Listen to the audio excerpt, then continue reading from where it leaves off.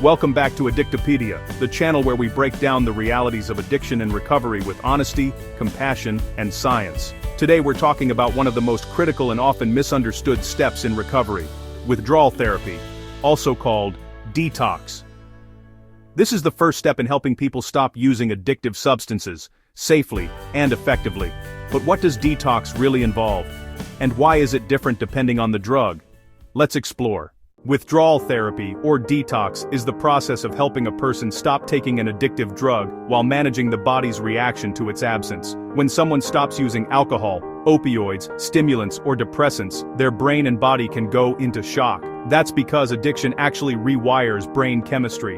The sudden absence of the drug can trigger painful and sometimes dangerous withdrawal symptoms. Example: someone addicted to alcohol may experience tremors, anxiety, or even seizures during withdrawal. Someone withdrawing from opioids may feel intense muscle aches, vomiting, and insomnia. Without proper medical support, these symptoms can overwhelm a person and push them back into relapse. Or worse, dunden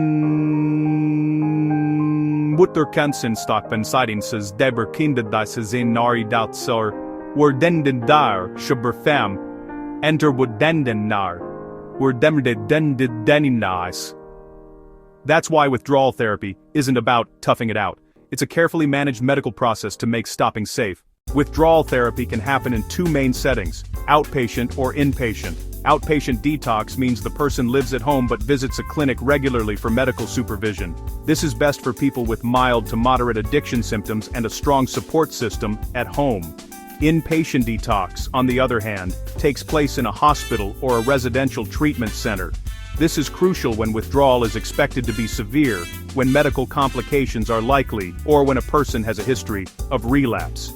Example: someone with long-term heavy alcohol use may require inpatient detox because withdrawal can trigger life-threatening seizures known as delirium tremens. But someone tapering off a mild stimulant may manage safely with outpatient care. One of the most important things to understand is that detox is not a one-size-fits-all process. Different drugs affect the brain in different ways, which means withdrawal therapy has to be tailored. Opioids, like heroin or prescription painkillers. Medical professionals may use methadone or buprenorphine, sometimes combined with naloxone, to ease withdrawal and reduce cravings. These medications bind to opioid receptors without producing the same high, making withdrawal more tolerable. Example: a patient addicted to heroin may start on buprenorphine under supervision, gradually reducing their dependence while avoiding the worst withdrawal pain. Depressants, like alcohol or benzodiazepines. Withdrawal here can be extremely dangerous. Doctors often use a tapering approach, slowly reducing the drug dose. In some cases, other medications like benzodiazepines are used temporarily to stabilize symptoms. Stimulants, like cocaine or methamphetamine. Withdrawal often brings fatigue, depression, and strong cravings. While there aren't FDA-approved medications for stimulant withdrawal yet, therapy focuses on support, sleep, nutrition, and sometimes antidepressants to manage symptoms. So the approach depends entirely on what substance is being used and the person's overall health. Some people are tempted to detox on their own, at home, going cold turkey, but this can be risky, even deadly. Example: a person addicted to alcohol might think, "I'll just stop drinking tonight." Within hours, they could experience tremors, confusion, hallucinations, or seizures. Conditions that require immediate medical intervention. Supervised withdrawal therapy ensures that medical professionals can step in if complications arise, provide comfort medications, and support the person emotionally through the hardest part of recovery. It's important to remember that detox is not the end of treatment, it's just the first step. Detox clears the body of drugs, but it does not address the underlying mental, emotional, or social issues that fuel addiction. Without follow-up care, like therapy, support groups, or long-term treatment, relapse is highly likely.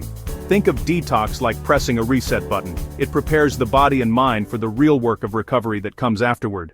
To sum up, withdrawal therapy is about more than just stopping drugs. It's about doing it safely, with the right medical support, and preparing for the next stage of recovery. If you or someone you love is struggling, don't see detox as the finish line. It's the starting point of a much bigger journey.